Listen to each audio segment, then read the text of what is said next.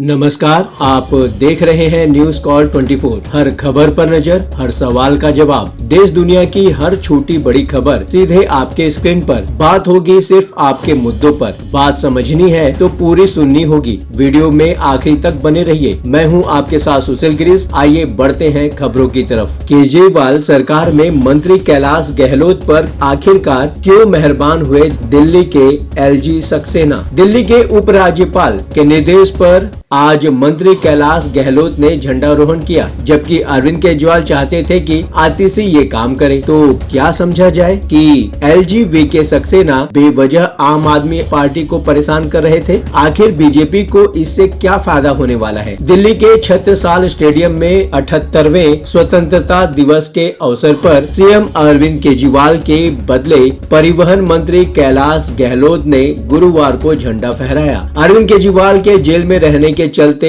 उनकी ओर से ये सूचना आई थी कि दिल्ली सरकार की ओर से उनकी अनुपस्थिति में दिल्ली सरकार की वरिष्ठ मंत्री आतिशी झंडारोहण करेंगी, पर एलजी विनय सक्सेना ने आतिशी को अनुमति न देकर कैलाश गहलोत को इसके लिए चुन लिया। इस संबंध में जीएडी के अतिरिक्त मुख्य सचिव नवीन कुमार चौधरी ने तर्क दिया था कि मुख्यमंत्री के निर्देश कानूनी रूप से अवैध हैं, जिन्हें स्वीकार नहीं किया जा सकता। जेल नियमों के अनुसार इसकी इजाजत नहीं है। समझा जा सकता है कि इस फैसले से आम आदमी पार्टी में कुछ तनाव का माहौल बन सकता है, पर पार्टी ने परिपक्वता दिखाते हुए झंडारोहण के अवसर पर पूरी एकता दिखाई। झंडारोहण के दौरान कैबिनेट मंत्री आतिशी, गोपाल राय भारद्वाज और इमरान हुसैन की मौजूदगी इसका गवाह थी। दूसरी ओर गहलोत ने भी अपने भाषण में मुख्यमंत्री अरविंद केजरीवाल की जमकर तारीफ की। उन्होंने भरसक यह जताने की कोशिश की कि उनके नेता केजरीवाल हैं और हमेशा वही रहेंगे। अब सवाल उठता है कि आखिर एलजी वीके सक्सेना को दिल्ली सरकार की मंत्री आतिशी को झंडारोहण करने से मना करके क्या हासिल हुआ। देखा जाए तो दिल्ली में उनके इस फैसले से बीजेपी की किरकिरी ही हुई, पर इतने बड़े स्तर पर राजनीति को समझना इतना आसान नहीं होता। सक्सेना भी अनुभवी खिलाड़ी हैं, उनके कदम को हल्के में नहीं लिया जा सकता। आइए समझने का प्रयास करते हैं कि उन्होंने कैलाश गहलोत पर ये मेहरबानी आखिरकार क्यों दिखाई होगी। पहली बात, क्या सिर्फ अच्छे संबंधों के चलते? नजफगढ़ से विधायक गहलोत को 2017 में कपिल मिश्रा की जगह मंत्री बनाया गया था। मिश्रा केजरीवाल और पूर्व मंत्री सत्येंद्र जैन के खिलाफ भ्रष्टाचार के आरोप लगाने के बाद भाजपा में शामिल हो गए थे। पिछले कुछ वर्षों में गहलोत की आम आदमी पार्टी सरकार में एक गंभीर नेता के तौर पर उपस्थिति रही है और उन्हें सीएम के भरोसेमंद व्यक्ति के रूप में भी देखा जाता रहा है। इंडियन एक्सप्रेस लिखता है कि पिछले कुछ दिनों में गहलोत ने कई मौकों पर सक्सेना के साथ मंच साझा किया था। बीते मंगलवार को भी बहुस्तरीय इलेक्ट्रिक बस डिपो के शिलान्यास समारोह में सक्सेना मुख्य अतिथि थे और उनके साथ गहलोत भी थे। इससे पहले सक्सेना उन समारोह में भी शामिल हुए जहां नई बसें दिल्ली के बेड़े में शामिल की गई। आम आदमी पार्टी के अन्य नेता एलजी सक्सेना के खिलाफ जहर उगलते रहे हैं, पर कैलाश गहलोत हमेशा उन्हें यथोचित सम्मान देते रहे हैं। हो सकता है कि इस कारण एलजी ने उन्हें यह मौका दिया हो, पर आतिशी का नाम काटकर कैलाश गहलोत को मौका देने का वजह इतना सिंपल नहीं हो सकता। दूसरा कारण ये रहा होगा कि क्या पार्टी तोड़ने की रणनीति है ये। दिल्ली के राजनीतिक गलियारों में इसे पार्टी तोड़ने की रणनीति ही माना जा रहा है। आम आदमी पार्टी के नेता भी यही आरोप लगा रहे हैं। एक्सप्रेस ने लिखा है कि आपके नेता सक्सेना के इस कदम को दरार पैदा करने की कोशिश के तौर पर देख रहे हैं। आम आदमी पार्टी के एक नेता ने एक्सप्रेस को बताया कि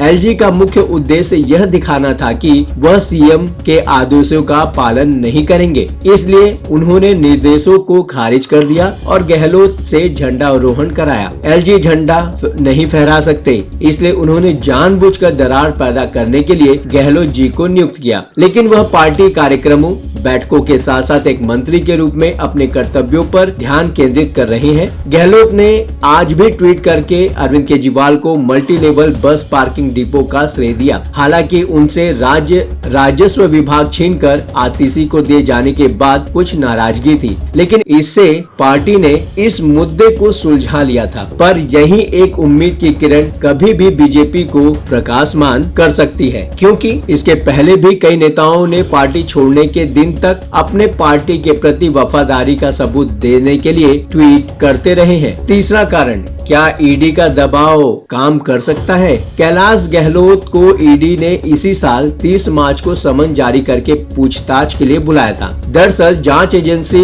ईडी की टीम दिल्ली सरकार की रद्द हो चुकी आबकारी नीति से जुड़े भ्रष्टाचार के मामले में पूछताछ करना चाहती थी। हालांकि दिल्ली सरकार में कैबिनेट मंत्री कैलाश गहलोत दिल्ली के परिवहन मंत्री हैं। जब दिल्ली सरकार की विवादित आबकारी नीति मामले में पॉलिसी बनाई जा रही थी, उस समय दिल्ली सरकार ने एक समिति बनाई थी। उस कमेटी में 3 वरिष्ठ मंत्रियों को शामिल किया गया था, जिसमें एक मंत्री कैलाश गहलोत भी थे। शेष 2 लोगों में दिल्ली के पूर्व तत्कालीन उप मुख्यमंत्री मनीष सिसोदिया और तत्कालीन स्वास्थ्य मंत्री सत्येंद्र जैन भी थे। जांच एजेंसी इसी केस में मनीष सिसोदिया और जैन को पहले ही गिरफ्तार कर चुकी थी। उसके बाद मुख्यमंत्री अरविंद केजरीवाल को भी गिरफ्तार कर लिया। आम आदमी पार्टी अक्सर आरोप लगाती रही है कि उनकी पार्टी के नेताओं पर ईडी का खौफ दिखाकर बीजेपी में शामिल होने का दबाव बनाया जाता रहा है। तो क्या समझा जाए कि भविष्य मौका देखकर बीजेपी